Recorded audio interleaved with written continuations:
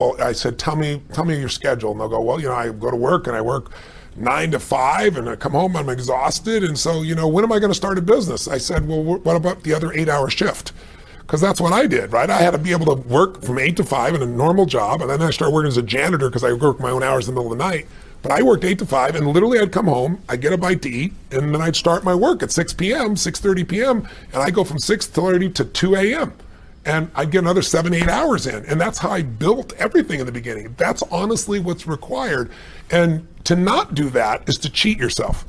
Because in the end, what we get will never make us happy. I don't care how many stars on your chart, how many Academy Awards, how much money you make. What makes us happy is progress.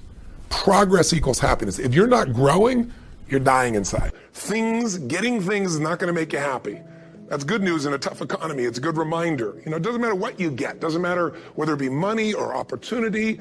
All those things might excite you for the moment. Even a relationship, as magnificent it may be, might be exciting for a while.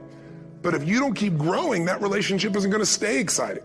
So the secret to real happiness is progress. Progress equals happiness. And if we can make progress on a regular basis, we feel alive. And that's why at the beginning of the year, we get this thing like, okay, I can have this fresh start. I could really do what my soul desires. I could expand. I could grow. I could improve. I could change. Or maybe better than change, I could progress. See, think about that. Progress is an aliveness to it, doesn't it? You don't have to work at changing. People say all the time now, well, I'm working on changing. Don't worry about it. You don't have to work on changing. Change is automatic. Your body's going to change whether you want it or not as the years go by. And no matter how hard you work, there's going to be some changes going on there. The economy is going to change no matter what you want it to do. The weather is going to change. Relationships are going to change. Everything in life is always changing. We don't have to work on change. Change is automatic, but progress is not. So if you want to make real progress, then you really got to look at your life in a different way. You got to say, I got to take control of this process and not just hope it's going to work out like people do who make a resolution. Because really, isn't that what they're really doing at the beginning of the year?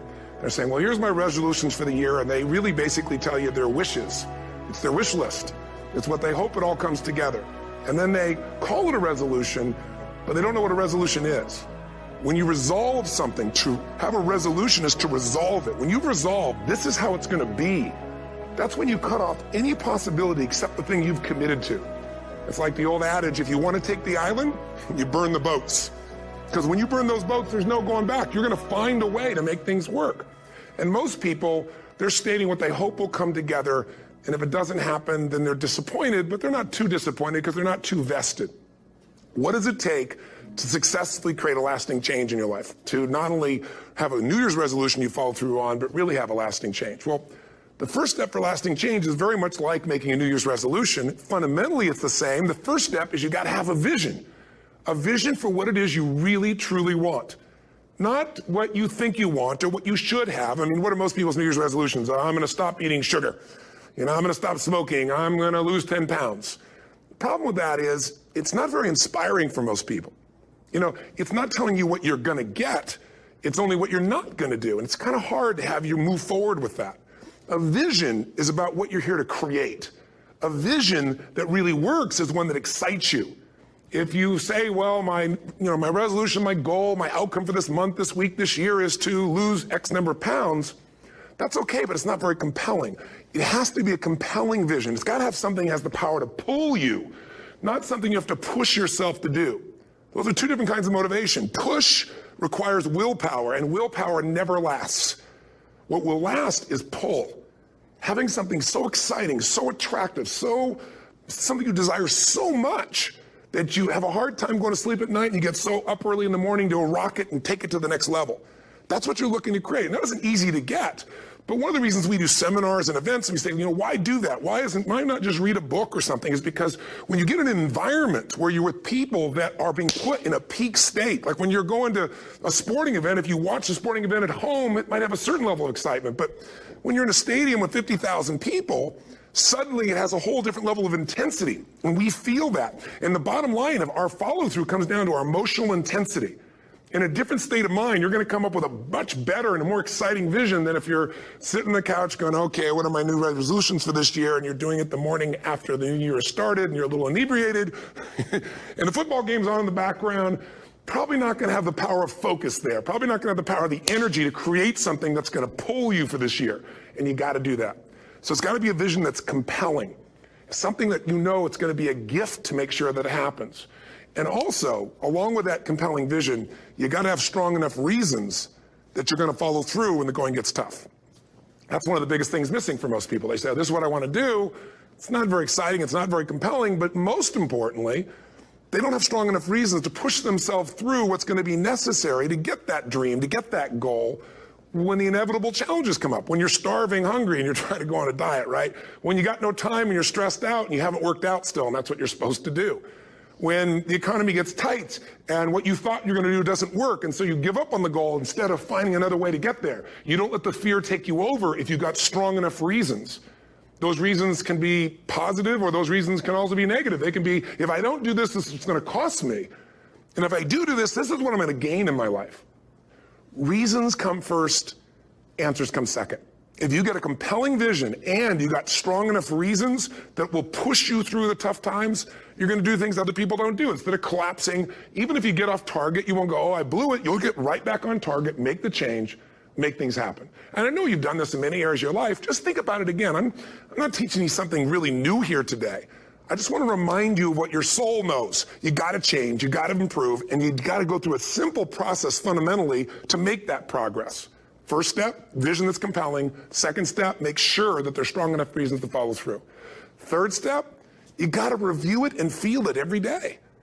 I mean, anything. Have you ever had this happen in your life? Has there been anything in your life that you've ever wanted so badly? You were so desirous of it. You had such a hunger for it that you couldn't stop thinking about it. Could have been a career move, could have been when you were a kid, a car, it could have been a relationship, it could have been anything, but you were obsessed. You wanted to make this happen. You wanted to attract this to your life. You just wanted something.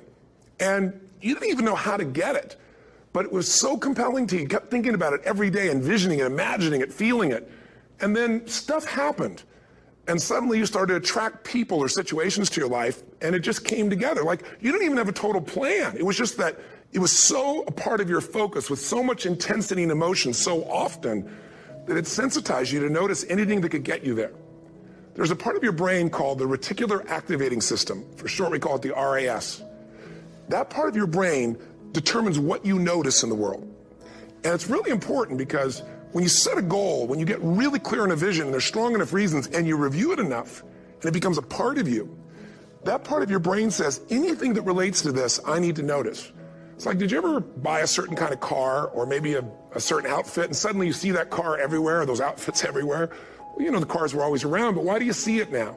Because your RAS knows this is important. This is part of my world now. Similarly, when you really get clear and it's compelling and you're reviewing it every day, got strong reasons, and you're reviewing it every day and you're feeling it, the brain becomes incredibly acute at noticing anything to get you to move forward. And so that's the power of this. So, you know, what do people do with a New Year's resolution? They come up with something they kind of want.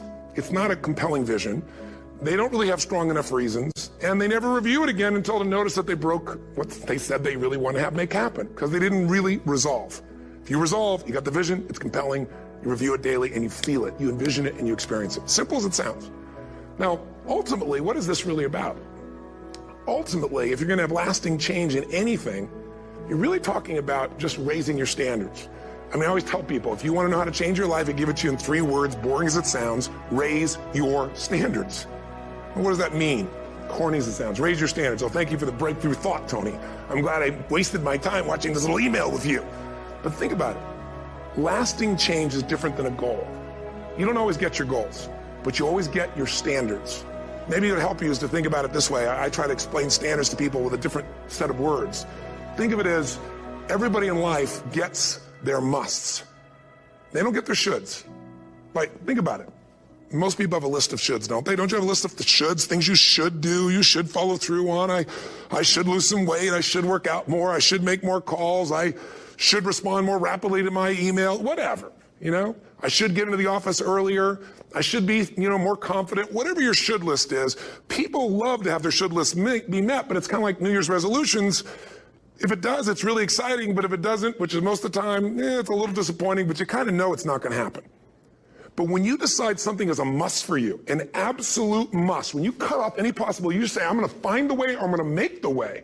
Human beings, when they resolve things, when they make a real resolution inside themselves, which is they raise the standard and they make it a must, they find the way. Think about it in your own life. Haven't you had some area of your life where you raised your standard and your life has never been the same? Maybe at one time in your life you smoked cigarettes, or you did something and you did it for years and you kept trying to change it and kept telling yourself I should. And then one day something happened. Something just clicked you over. Something took you over that kind of tipping point. And inside yourself you said no more. And it was a very, very different experience, wasn't it? Something inside of you shifted. And what was a should became a must, and you've never gone back. Is there an area like that in your life you can think of? Again, did you ever smoke cigarettes? Did you ever eat a certain way, drink a certain form of alcohol, and then finally say no more, and you just don't go back? And notice this, it doesn't really take any willpower anymore. Because somewhere when we make this click, when we make something a must, we attach ourselves to it. It becomes part of our identity. And one thing I've learned in the last, 33 years of working with people from now over 100 countries, 4 million people, is human beings absolutely follow through on who they believe they are. If you said to me, well, I'm really going to work hard to stop smoking, but I've been a smoker my whole life and I am a smoker. I know your days are numbered. You're going to be back smoking cigarettes again, because we all act consistent with who we believe we are. I tell people the strongest force in the whole human personality is this need to stay consistent with how we define ourselves. If you define yourself as somebody who is really conservative, you're not going to be crazy and act nuts unless you're really drunk or something, and then you can say it's the alcohol, when it's really just you finally getting permission to be yourself. The alcohol is your excuse. If you're a really crazy person, you act crazy, outrageous, playful. You don't act conservative because that's not who you are. Very often people say, well, I can't do that. I'm not that kind of person. And I always say to people, really, when did you define yourself? I mean, really, how many years ago did you come up with what you could and couldn't do in your life? How many years ago? Most people, if they really look at how they're living their life today, it's based on a set of standards, a set of beliefs that they made choices about 10, 20, 30 or more years ago. I mean, very often we made decisions in our youth or very young about what to believe, about what we were capable of, about who we are as a person, and that becomes the glass ceiling, if you will, that controls us. There's a corny metaphor, but it's true. I remember one time I was with my family at the circus, and there was a person there, and they had this big, giant elephant. And you look at this elephant, and they take this little rope, put it around the elephant's neck, and they drive this stake into the ground. And I mean, you look at this, and you know that elephant could rip down the entire tent with almost no effort. And yet, the elephant doesn't struggle, doesn't try. Why? Because the elephant's conditioned.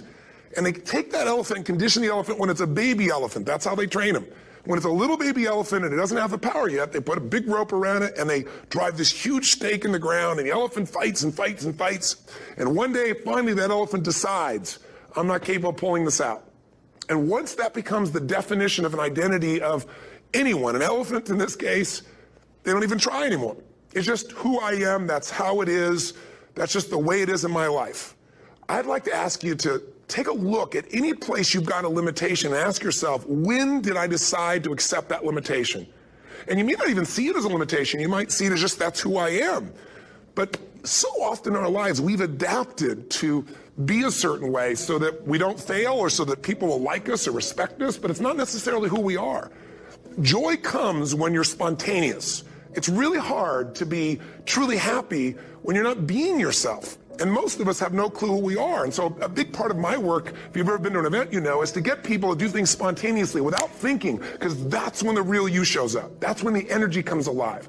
And when you do that, when you start to connect to your true nature, suddenly there's energy available for you to set a higher standard for what you want in your life. That's what this is really all about. And when I talk about standards, when I talk about, shoulds versus musts, think about your own life. I know there have been areas in your life where some point in time you just shifted and you raised the standard and your life changed. Because whatever people have their identity attached to, they live. We live who we believe we are. That's just how it works. It's just kind of like, I'll give you an example. Look at your physical body. Your physical body today is an absolute reflection of only one thing, not your goals, not your desires, but your standards. The identity you have for yourself. If your standard is you're an athlete, then there's a certain amount of strength, a muscle tone, and energy that's available in your body on a regular basis because that's who you are. And so you do whatever's necessary to maintain that identity. Again, the strongest force in the human personality is this need to stay consistent with how we define ourselves.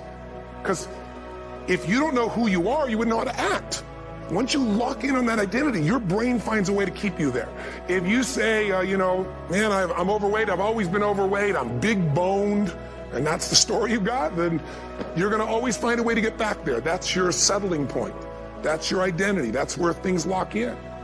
If you see somebody who's in really great shape, you ask them, do you work out? You know the answer. Yes. How often? And they'll tell you 3 times, 4 times, 5 times a week, whatever. In a seminar, I'll ask people, who here works out at least 5 days a week? And I'm stand up. And you look around that room, and you know that they work out 5 times a week because you can see their body. You don't just get a result without some kind of action, without some form of ritual. Ritual meaning actions you do consistently.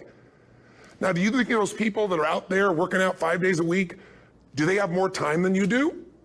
Or I have, or anybody else? Of course not. Is their life less busy? Of course not. It's just a must for them. They must work out that way, and they've made that turn and their life's changed. So I'm not saying you have to work out 5 days a week. I'm just saying whatever you really want, wants don't get met consistently. Standards do. Whatever you identify, this is who I am. And so it's not so much about changing your identity as there's expanding it.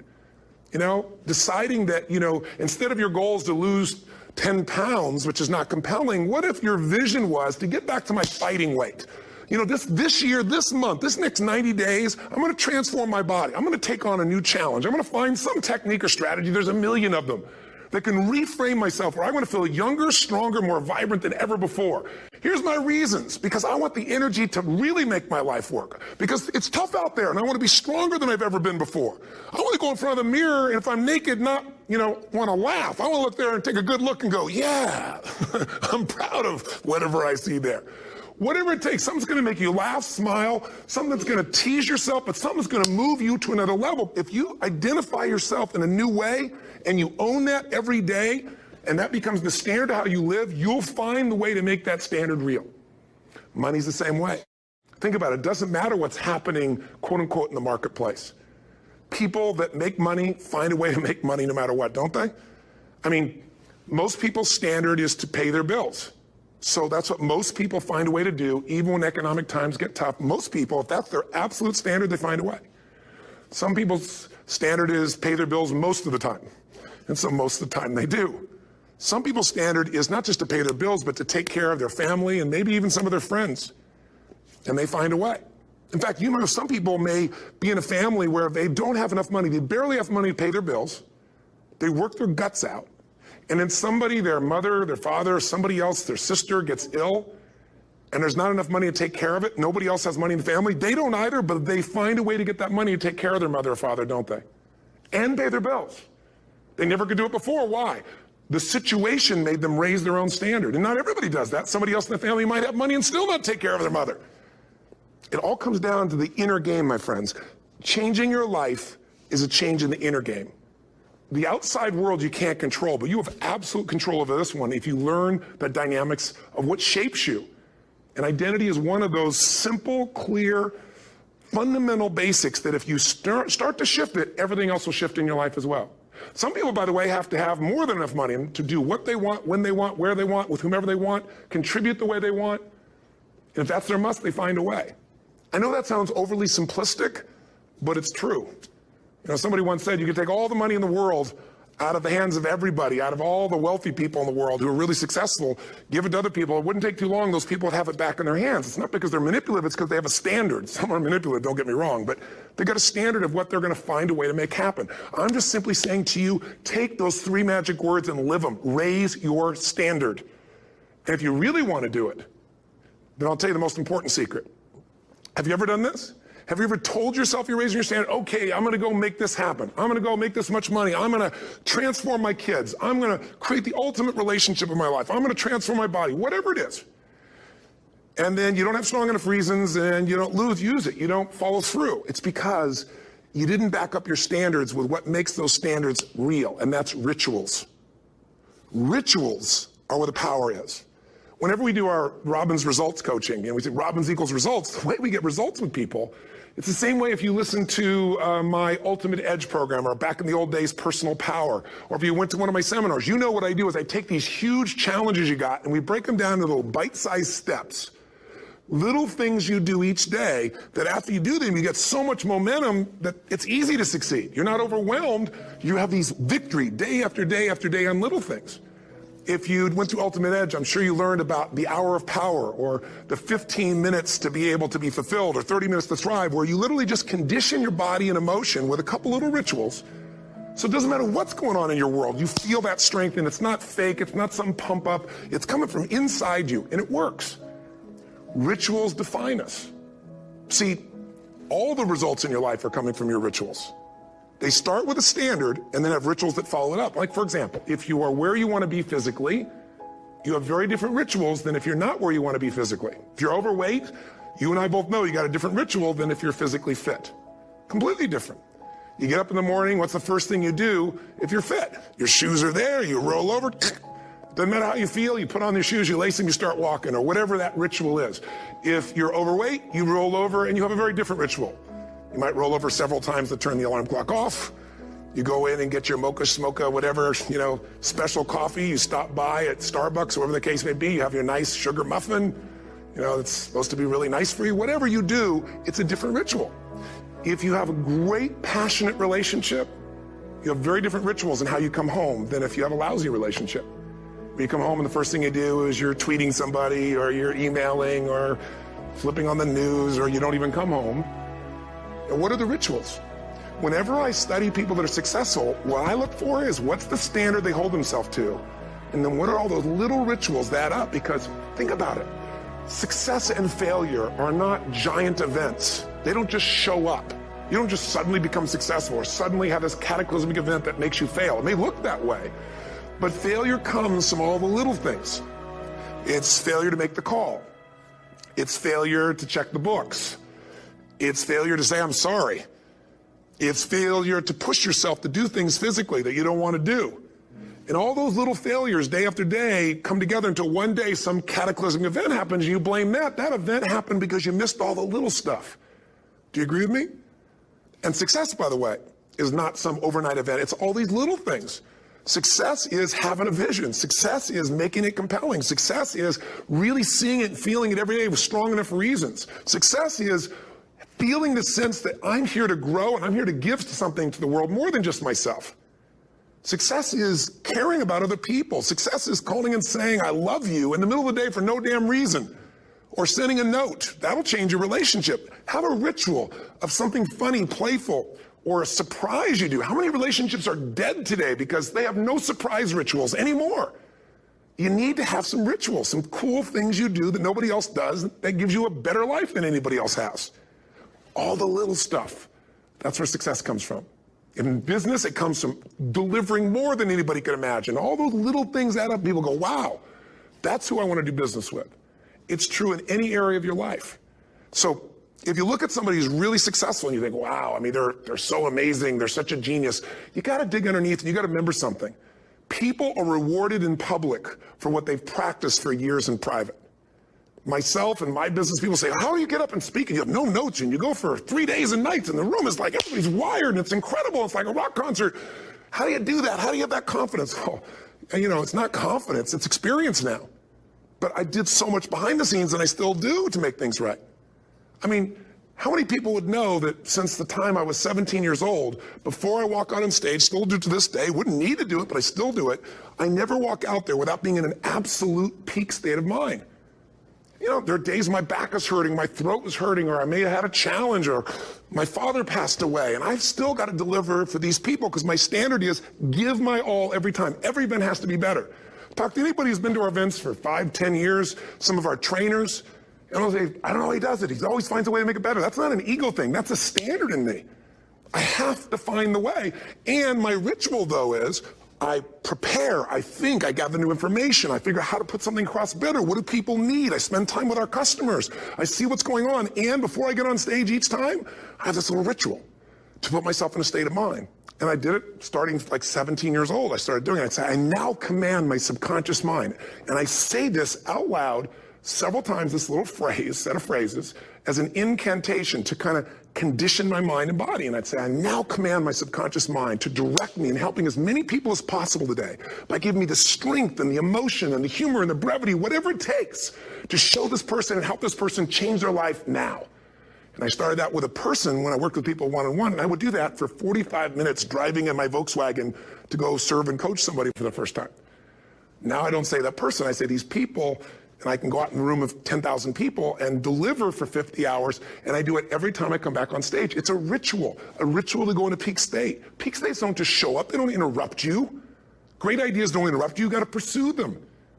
I talked to Michael Jordan, I'll never forget, at the peak of his career, and got to watch his final game, saw him backstage and spent some time with him, and it was a pretty exciting time. He was the greatest basketball player I think that ever lived and has ever lived. And I asked him, I said, what sets you apart, Michael? What is it? And is it God-given talent, ability, skill? What is it? And he said, Tony, he said, I can shoot you straight. It's not, me trying to act humble. He goes, I have a lot of talent, a lot of God-given talent, a lot of skill. I've worked really hard. But he said, really, it's my standards. He said, every day I demand more from myself than anybody else could humanly expect. I'm not competing with somebody else. I'm competing with what I'm capable of. Magic formula. Because most of us lower our standards. Why? Because who you spend time with, my friends, is who you become.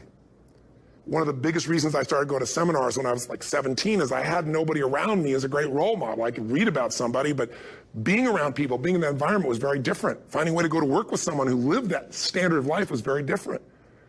You get around people with low standards and you compete with it. You don't need to compete with it. It's like, okay. Remember Jerry Springer? I don't know if he's still in the air, but I remember he used to get people on the show and I thought, where would he find these people? And why would people watch? I'll tell you why they watch. They watch these people and go, my life's still pretty darn good compared to that person. Look at them. You don't have to change your life. All you have to do is find somebody with a lower standard and you'll feel good about yourself. But if you feel that good feeling, it's an illusion. The only thing that's going to make you happy, my friend, and this year or any other, is to step up. It's to raise the standard. It's to discover what you're capable of and feel that incredible power of pushing through whatever's holding you back and get to the other side of more of your true self. That's what this game's all about. And look at the best in the world in anything. Tiger Woods, what's his vision? To win golf tournaments? No, to be the best that ever lived. That's his goal. That's his vision. But here's what's interesting. He backs it up with rituals. If you just have a vision and you don't have the rituals, stop lying to yourself. His rituals are, he started doing things nobody did before. He went and started lifting weights. Golfers lifting weights? No way. He went out and he changed his swing when he was the best in the world because he realized in order to be the best that ever lived, he's gonna have to change his swing. If you know anything about golf, you don't change your swing when you're the best. And he went and retrained himself because he has different rituals than other golfers. Now many people are modeling his rituals to get better. It's amazing. You look at somebody like Michael Phelps, the 2008 swimmer, won 7, only 2 people, I think, in history, if I remember correctly, that have gotten 7 gold medals in one session. And here's a guy, he's got number 6 under his belt, and he's exhausted, and he's going in for that final swim. I'm sure you remember. And how does the guy win? By 1/100th of a second. Do you think that was some massive skill that got him over the top? Or was it a standard that says, this is who I am? I am the champion, and no one is taking this from me?